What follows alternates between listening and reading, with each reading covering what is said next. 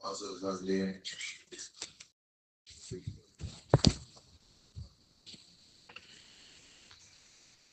اسلام آباد کے ساتھیوں کے لیے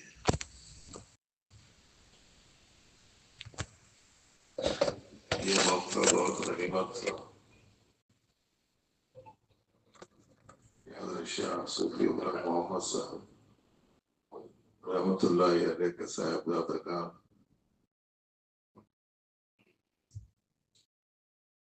اور ان کے خاندان کے افراد سے ایک ساعت استفادے کا موقع ملا۔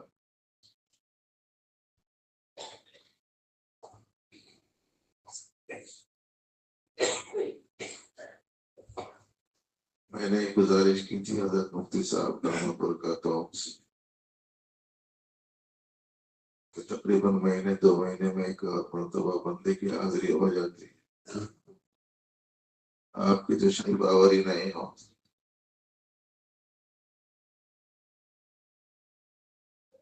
اس لیے کہ وہ امریکہ میں رہتے ہیں، تو یہ موقع غنیمت ہے جتنا آپ سے استفادہ کر سکیں ساتھی اور زیادہ اچھا ہے۔ اس کے ساتھ ساتھ ایک منشا یہ بھی تھا کہ ہمارے چھوٹے بھائی حضرت مولانا جلال الرحمان صاحب مدرس علی ان سے بھی آپ استفادے کے سلسلے میں توجہ فرمائیں۔ ایسے ہی حضرت شاہ کمال الرحمان صاحب رحمۃ اللہ علیہ کے صاحبزادے محترم حافظ فضل الرحمان صاحب محمود سے بھی استفادہ کریں، چونکہ آدھے دن کا یہ اجتماع تھا۔ اس کی بنا پر سب صاحبزادگان سے استفادہ مشکل تھا۔ چاروں صاحبزادگان پھر ان کے صاحبزادگان سے استفادہ، اس کے بعد سے تو 8 روزہ 10 روزہ اجتماع رکھنا پڑے گا۔ تو اس لیے آپ لوگ خوش نصیب ہیں کہ آپ لوگوں کو یہ موقع ملا۔ میں نے گزارش کی تھی کہ اخیر وقت میں دعا کے لیے حاضر ہو جاؤں گا۔ ہم سمجھتے ہیں کہ زور کے بعد سے اب تک آپ نے ہمارے سلسلے کے بزرگوں سے، اہل علم سے، علم یافتہ افراد سے، جن پر ان کے اپنے بڑوں کو اعتماد ہے، ان سے آپ کو استفادے کا بہت کچھ موقع ملا ہو۔ لیکن یہ بات ضرور ذہن میں رکھیے کہ ایک آدھ مرتبہ آپ سن لیں تو یہ نہ سمجھیں کہ کام بہت ہو گیا، بلکہ یہ سمجھنا چاہیے کہ یہ تو پہلا قطرہ ہے،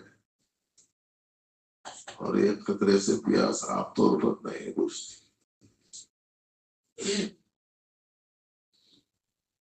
تسلسل کے ساتھ میں استفادہ کرتے رہنا چاہیے۔ ہمارے یہاں پہلے تو بالکل توجہ ہی نہیں تھی لوگوں کو اہل سلوک، اہل تصوف کی طرف توجہ کرنے کا اہتمام نہیں تھا۔ مشائخ کے خاصے لوگ ناآشنا تھے، اور جن سے واقف تھے ان سے جو تعلق بعض لوگوں نے قائم کیا تھا پہلے، اور اس زمانے میں قائم کر رہے ہیں۔ استفادہ افادے کی شکلیں نہیں، کبھی کبھار ملاقات کر لی، قصہ ختم ہو گئی۔ اس زمانے میں یہ بھی چل رہا ہے کہ ماشاءاللہ تھوڑی بہت توجہ بزرگوں کی طرف بڑھی ہے لوگوں کی، ان سے بیعت ہونا چاہیے، ان سے استفادہ کرنا چاہیے، ان سے تعلق قائم کرنا چاہیے، مرید ہونا چاہیے۔ اب یہ ہو رہا ہے کہ صاحب سینکڑوں ہزاروں میں ہو جا رہے ہیں، لیکن 5 6 سال کے بعد میں ملاقات کر کے بول رہے ہیں کہ میں بیعت ہوا تھا۔ بتائیے کہ بھائی ایسی صورت میں کیا استفادہ کرے، کیسے فائدہ ہوگا اس کا؟ اس لیے اس کی بھی تسکین کرنی ضروری ہے۔ ایک کام اس سے نہیں چلے گا۔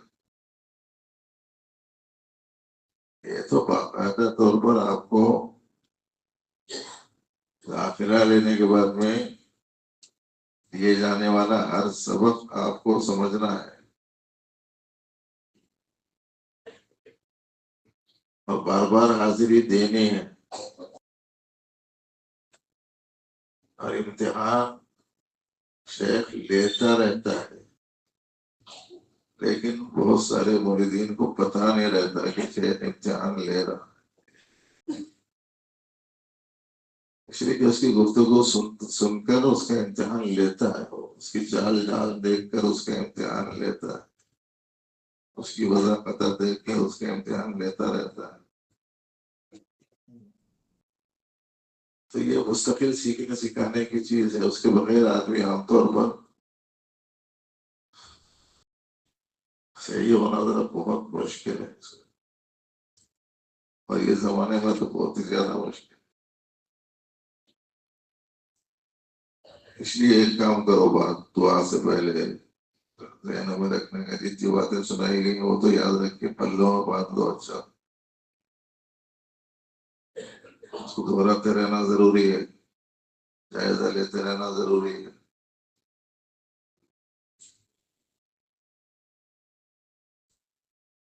دیکھو ہمارے کو اللہ رب العزت نے دو چیزوں کا مرکب بنایا، ایک جسم کا اور ایک روح کا. یہ جسم کہاں سے آیا؟ مٹی سے نا، زمین سے. روح کہاں سے آئی؟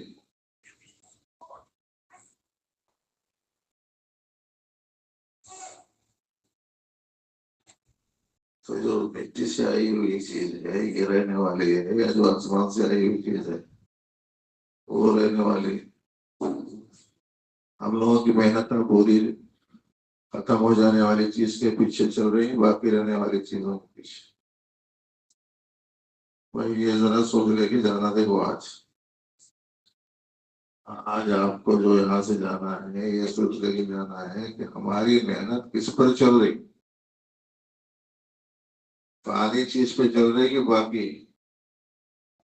بتائیے کون سی سمجھداری کی بات؟ یہ کون سی سمجھداری کی بات ہے کہ آدمی ختم ہو جانے والی چیز کے پیچھے پڑا ہوا ہے اور رہنے والی چیز کو چھوڑ رہا ہے. کیا تو اپنے اعمال کو معلوم ہے نا کہ رہنے والی چیز کیا ہے. اچھا بتاؤ، ایمان رہے گا کہ سامان؟ پھر محنت کس کے بڑھانے کی زیادہ کرنا؟ سامان کے.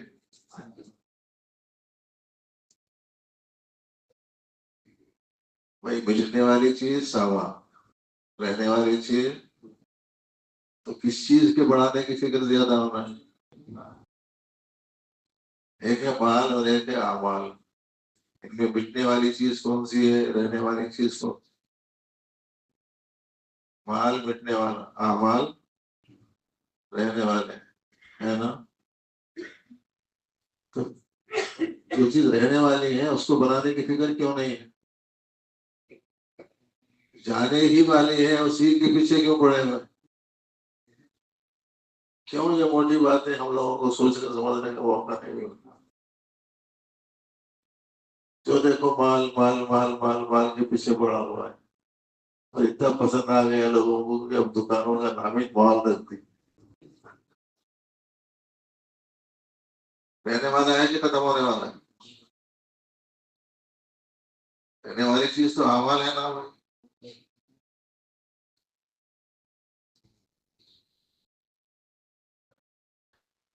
اچھا بتاؤ، یہ لباس رہے گا کہ تقویٰ؟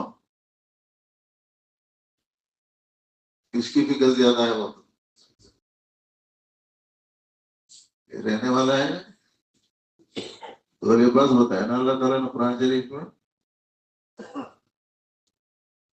بتایا نا، یا بنی آدم قد انزلنا علیکم لباسا یواری سوآتکم وریشا ولباس التقویٰ ذالک. دو لباس ہیں، ان میں رہنے والا لباس کون سے؟ تو کون سے لباس کی فکر زیادہ ہونا؟ اب ان لوگوں کو کون سے لباس کی بات؟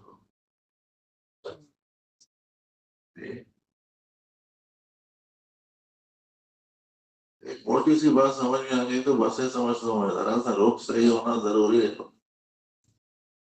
جو دیکھو بس انہیں چیزوں کے پیچھے پڑ رہا ہے.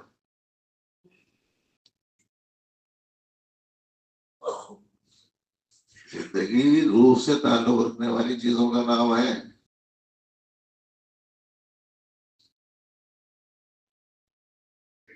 اس لیے قرآن شریف کو بھی روح کہا گیا ہے.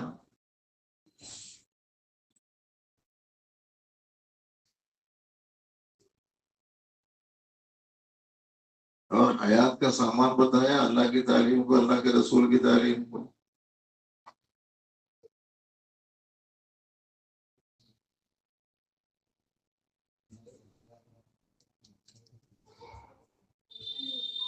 کذالک اوحینا الیک روحا من امرنا، ہے نا؟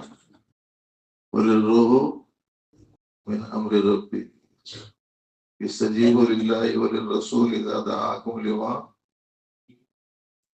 زندگی دینے والی تعلیم ہے یہ قرآن کی تعلیم. روح ہے، وہی اس کی غذا ہے روح کی. وہ غذا کی طرف متوجہ ہی نہیں لوگ، مقابلے کر رہی ہے غذا کی، جسمانی غذا کی طرف. دیکھیں گے تم کتنے پیالے خریش کھاتے ہو، تم کتنے پیالے. مقابلہ چل رہا رمضان میں. کھانے کی پینے کی چیزوں کی طرف متوجہ ہو گئے ہم لوگ. اسی لیے اہل اللہ نے، بزرگوں نے بتایا کہ دیکھو یہ فانی چیزوں کے پیچھے پڑھنا چھوڑو، باقی ذات کی طرف توجہ کرو.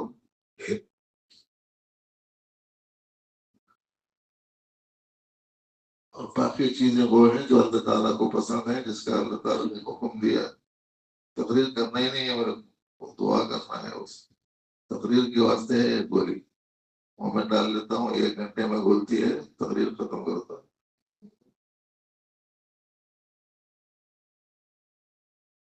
تو بس بھائی تھوڑی سی اس طرف توجہ فرمائیے.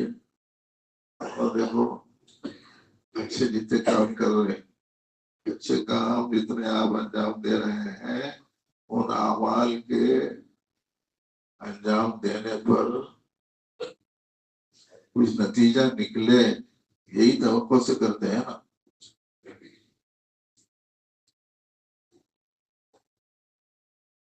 لیکن یہ کوئی سمجھداری کی بات نہیں ہے نا کہ آپ کوئی کام کریں اور کوئی نتیجہ نہ نکلے، ہے نا؟ بہت سارے لوگ بہت سارے اچھے کام کر رہے ہیں، مگر اس کے ساتھ ساتھ حسد والا کام بھی کرتے،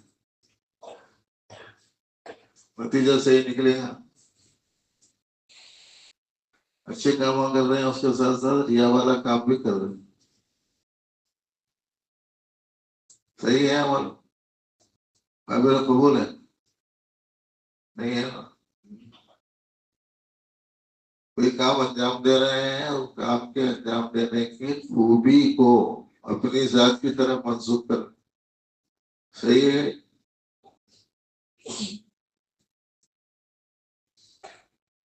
یہ بیماری لاحق ہو گئی نا اس وقت میں.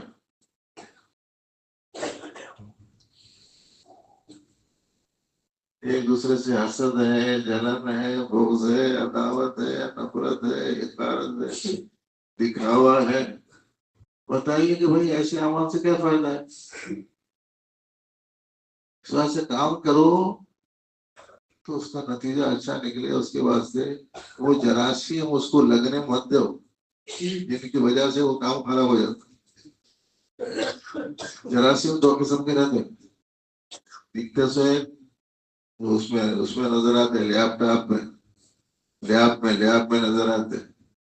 ایک نہیں دکھتے سو جن کو اہل اللہ دیکھتے، وہ جراثیم. یہ دین کی باتیں مسلسل سنا رہے ہیں بزرگاں،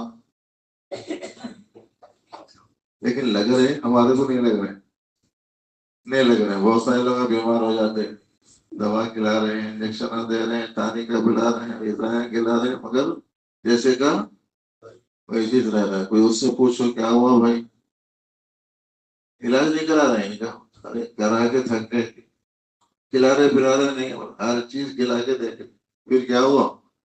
کوئی چیز لگ رہی نہیں اس کو، نہ غذا لگتی نہ دوا لگتی. قادری سلسلے کے بزرگوں کا سنا ہے، لگ رہے نہیں. نقشبندی سلسلے کے بزرگوں کا سنا ہے، لگ رہا ہی نہیں. چشتی سلسلے کے بزرگوں کو سنا رہے ہیں، لگ رہا ہی نہیں. تو کبھی لیاب میں جا کے بتاؤ قصہ کیا ہے تو وہ بولیں گے تکبر کا وہ کیا ہے، جرسوما، وہ ہے لگنے نہ دینا. حسد کا جرسوما ہے، اس کی وجہ سے لگنے ہی نہ دینا. اس واسطے بھائی ان برائیوں سے اپنے آپ کو بچانے کے لیے تھوڑی سی توجہ اور دھیان دینا چاہیے. ورنہ تو کوئی بات ہی نہیں ہے کہ صاحب اس قدر بڑے بڑے مولویاں اور بزرگان دین اور اہل اللہ سارا جلسے جگہ جگہ دنیا بھر کے علماء حضرات آ رہے ہیں، بیان کر رہے ہیں. ہندوستان کے ٹاپر آ رہے ہیں، بیان کر رہے ہیں. اور اپن وہی پیپر، کچھ نہیں ہمارے پاس، خالی کچھ نہیں. وجہ کیا ہے اس کی؟ وجہ یہی ہے کہ یہ جو اندرون میں یہ جو جراثیم ہے، جراثیم سے چھٹکارا پانا ضروری.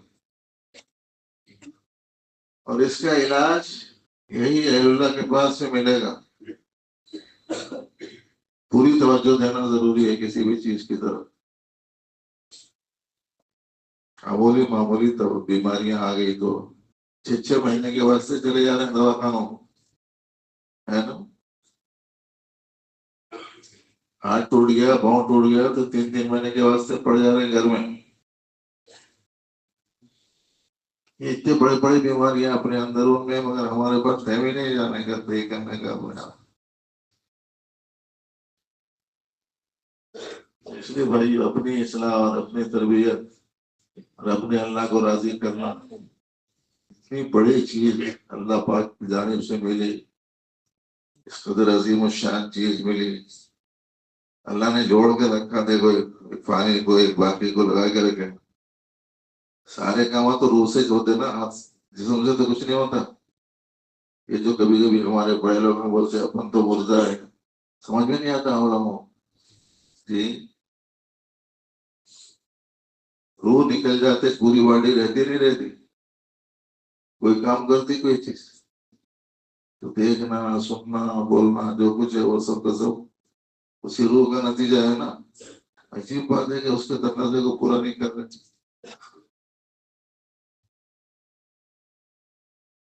اس کا تقاضا ہے ایمان، ایمانیات، اسلام، اسلامیات، اخلاق اور اخلاقیات.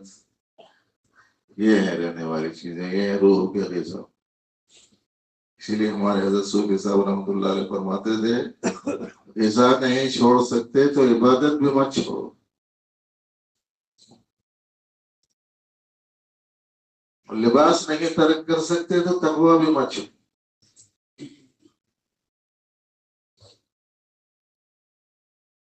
اور اگر اچھا دکھنا اس کا اہتمام نہیں چھوڑ سکتے تو اخلاق بھی بچو.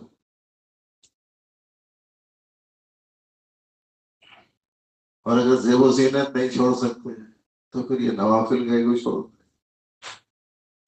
ہر چیز کے ساتھ میں جوڑ لگا کے حضرت بیان فرمائے تھے اپنے ایک مکتوب میں. اس وقت میں آپ کو نہیں سنا رہا ہوں تفصیل سے، صرف یہ بتانا چاہ رہا ہوں کہ ایک چیز ہے جس کی طرف ہم لوگوں کو توجہ کرنی چاہیے. ہمیں خوشی ہے کہ آپ حضرات تشریف لائیں، اور میرے لیے بڑی بے انتہا مسرت کی بات ہے کہ ہمارے برادران تشریف لائے اور ان سے آپ حضرات نے استفادہ فرمایا. جو کچھ سنا گیا ہے اللہ کرے کہ سمجھ میں آئے، اس کے تقاضوں کو پورا کرنے کے اللہ تعالیٰ ہم سبوں کو توفیق عطا فرمائے. روزانہ تھوڑی دیر ذکر اللہ کا اہتمام، 5 وقت کی نمازوں کے اہتمام کے ساتھ. ایک بیماری آج کل یہ دیکھنے میں آ رہی، شیخ دیس و وظیفہ پابندی سے کرتا، نماز پابندی سے نہیں پڑھتا. بتائیے بھائی ایسا کیا آپ کو پتا ہے؟ اس کو بولے یہ 1100 پڑھنا والے تو اچھی بات ہے، 1100 بھی پڑھتا ہوں. اور بھی کچھ ہے کیا بول کے پوچھتا. 5 ٹائم کی نماز کبھی ہوتی کبھی نہیں. کہ سارے نوافل کے فوائد سیدنا عبد القادر جیلانی رحمۃ اللہ علیہ کی تحریرات کی روشنی میں فرائض کے تکمیل کے ساتھ ہی قابل قبول ہیں، اس کے بغیر نہیں۔ اس واسطے بھائی ان چیزوں کا ہم کو اہتمام کرنا چاہیے کہ تھوڑا وقت ہمارا ذکر اللہ کے لیے ہو، 5 وقت کی نمازیں ہوں، بہت بڑا معمول ہے گناہ سے بچنا۔ پورے لوگوں میں سب سے بڑا عبادت گزار بننا چاہتے ہیں، سب سے زیادہ عبادت کرنے والا اپنے آپ کو بنانا چاہتے ہیں، نہیں چاہتے؟ تو ایک کام کرو، اللہ نے جتنی چیزیں حرام کی ہیں ان سے بچ جاؤ۔ اتقی المحارم تکن اعبد الناس، پورے لوگوں میں سب سے زیادہ عبادت گزار بن جاؤ گے تم حرام چیزوں سے بچا لو۔ اب حرام چیزوں کھانے پینے کی نہیں، پہننے کا بھی حرام ہے، کھانے کا بھی حرام ہے، پینے کا بھی حرام ہے، دیکھنے کا بھی حرام ہے، سننے کا بھی حرام ہے، بولنے کا بھی حرام ہے، نیت کا بھی حرام ہے، سب کہنا ہے۔ سب حرام چیزوں سے بچا لو، سب سے زیادہ عبادت گزار ہو۔ مولوی لوگ آئے تو ان لوگوں کو خدمت میں عرض ہے کہ وہ پڑھنا چاہیے حضرت علامہ ابن قیم جوزی رحمۃ اللہ علیہ کی کتاب مدارج السالکین، اس میں انہوں نے لکھا ہے یہ آنکھ کا حرام ہے، یہ آنکھ کا فرض ہے، یہ کان کا حرام ہے، یہ کان کا فرض ہے، یہ زبان کا حرام ہے، یہ زبان کا فرض ہے۔ ہر چیز کا حرام سے بچانا چاہیے اپنے آپ۔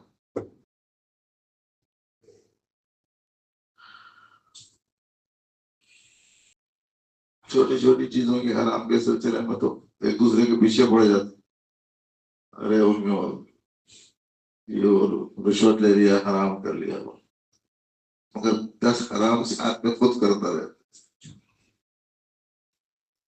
حرام چیز سے اپنے آپ کو بچائیے۔ اللہ تعالیٰ توفیق عطا فرمائے۔ تمام مسجدوں میں نمازاں ہو گئے، اب لوگ بولیں گے کہ حیدرآباد والوں کو کیا بلائے، ہم لوگوں کو جو ہے آدھا گھنٹہ اور دیر کرا دیے، 1 گھنٹہ دیر کرا دیے۔ وہ تعالیٰ اپنے کرم سے قبول فرمائے اس نشست کو، فائدہ عطا فرمائے کہنے والے کو، سننے والوں کو، اور زیادہ سے زیادہ صحیح رخ سے دینی استفادے کی توفیق برآمد فرمائے۔ ربنا لك الحمد ولك الشكر، اللهم صل وسلم وبارك على سيدنا ونبينا محمد وعلى آله وأصحابه أجمعين۔